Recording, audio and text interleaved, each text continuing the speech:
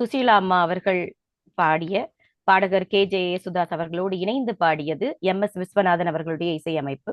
விழியே கதை எழுது என்ற பாடல் நானும் பாலநேத்திரம் அவர்களும் பாட இருக்கிறோம். வாங்க பாலா. அனைவருக்கும் வணக்கம்.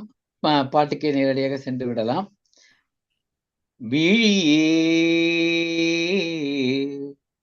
கதை எழுது, கண்ணீரில் எழுதாதே, மஞ்சள் வானம் தென்றல் சாட்சி, உனக்காகவே நான் வாழ்கிறேன். மஞ்சள் வானம் தென்றல் சாட்சி, உனக்காகவே நான் வாழ்கிறேன். விழியே கதை எழுது, கண்ணீரில் எழுதாதே, மஞ்சள் வானம் தென்றல் சாட்சி, உனக்காகவே நான் வாழ்கிறேன். மனதில் வடித்து வைத்த சிலைகள், அதில் மயக்கம் பிறக்க வைத்த கலைகள்.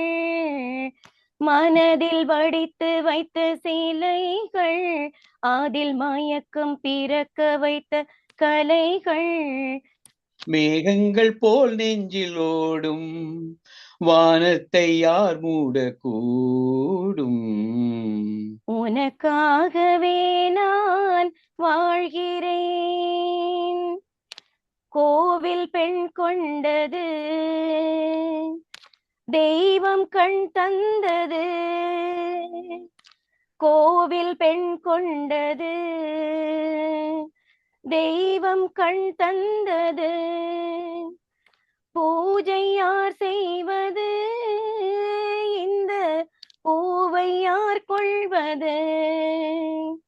ஓமைக்கு வேறேது பாஷை, உள்ளத்தில் ஏதேதோ ஆசை.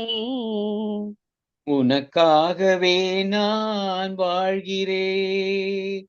விழியே கதை எழுது,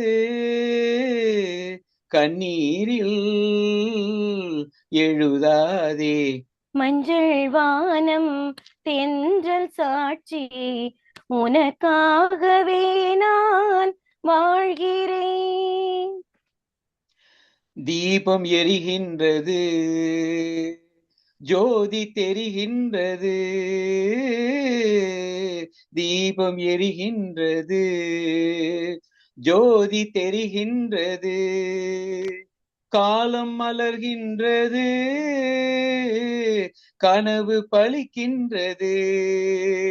எண்ணத்தில் என்னென்ன தோற்றம், என் நெஞ்சத்தில் நீ தந்த மாற்றம். உனக்காகவே நான் வாழ்கிறேன். விழியே கதை எழுது, கண்ணீரில் எழுதாதே, மஞ்சள் வானம் தென்றல் சாட்சி, உனக்காகவே நான் வாழ்கிறேன். உனக்காகவே நான் வாழ்கிறேன். சிறப்பு பாலா, மிகச் சிறப்பா பாடினீங்க. மிக்க மகிழ்ச்சி.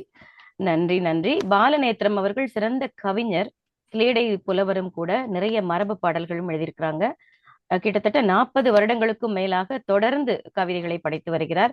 அவரும் நூல் வெளியிட்டிருக்காங்க. வாழ்த்துக்கள் பாலா.